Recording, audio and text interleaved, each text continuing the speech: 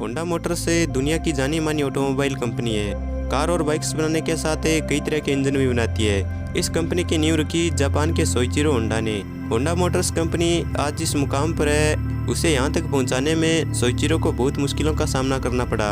एक गरीब लोहार के घर जन्मे सोइचिरो ने गैराज में झाड़ू पोंछा तक लगाया। विश्व युद्ध में फैक्ट्री तबाह होने और प्रोडक्ट के फेल होने के बाद भी हार नहीं मानी और होंडा मोटर्स को बुलंदियों पर पहुंचाकर ही दम लिया।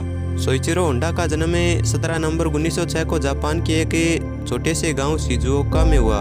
पिता का नाम गियोई होंडा था, जो एक गरीब लोहार परिवार से थे। वे पुरानी टूटी हुई साइकिलें खरीद कर उन्हें ठीक करके बेचते थे। सोइचिरो को शुरू से औजारों से खेलने का बहुत शौक था और वे अपने पिता के काम में हाथ बटाया करते थे। सोइचिरो को पढ़ाई लिखाई पसंद नहीं थी, इसलिए 16 साल की उम्र में पढ़ाई छोड़ दी। एक दिन उन्होंने अखबार में सोकाई कार कंपनी में मैकेनिक की नौकरी का प्रस्ताव देखा और टोक्यो चले गए। उन्हें काम तो मिल गया, लेकिन उनकी उम्र को देखकर केवल उन्हें साफ सफाई का काम ही दिया गया। सोइचिरो ने सोकाई कार कंपनी के मालिक से निवेदन किया कि उन्हें मैकेनिक का काम सीखने को दिया जाए। उनके कहने पर उनके मालिक ने दूसरी ब्रांच में भेज दिया और यहाँ रात को रेसिंग कार तैयार की जाती थी। सोइचिरो अपनी लगन और मेहनत से बहुत जल्दी काम सीख गए। 23 नवंबर 1924 को सोकाई कंपनी की कार ने 5वीं जापान कार चैंपियनशिप में हिस्सा लिया। सभी कारों को पीछे छोड़कर सोकाई कंपनी की कारें रेस में प्रथम आई। सोइचिरो इस जीतने वाली कार के मैकेनिक थे।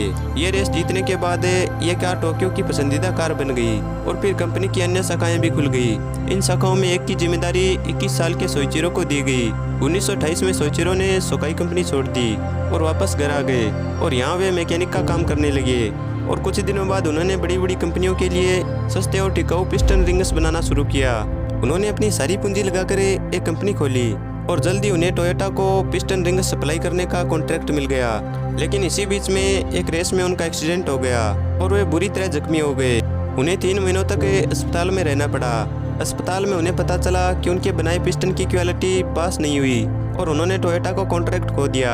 लेकिन उन्होंने हार नहीं मानी और पिस्टन को फिर से सुधारने का काम शुरू किया।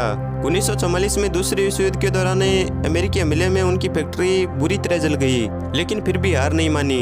1946 में कुछ बचे हुए पैसों से होंडा टेक्निकल रिसर्च इंस्टीट्यूट खोला। युद्ध में हारने के बाद जापान की अर्थव्यवस्था बहुत खराब हो गई, जिस कारण लोग पैदल और साइकिल से चलने को मजबूर थे। और इस हालत को देखते हुए सोइचिरो ने एक छोटा सा इंजन बनाकर साइकिल से जोड़ दिया। उनका यह कॉन्सेप्ट लोगों को बहुत पसंद आया और बाइक बिकने लगी और यहीं से सोइचिरो की सफलता शुरू हुई।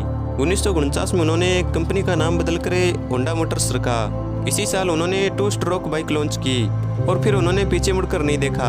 1961 में कंपनी हर महीने 1 लाख मोटरसाइकिलों का उत्पादन करने लगी। 1968 में कंपनी का उत्पादन 1 लाख से बढ़कर 10 लाख हो गया। जापान की अर्थव्यवस्था सुधरी और होंडा ने 4 व्हीलर्स में कदम रखा। सोइचिरो छोटे कर्मचारियों को भी बड़े अधिकारियों की तरह सम्मान देते।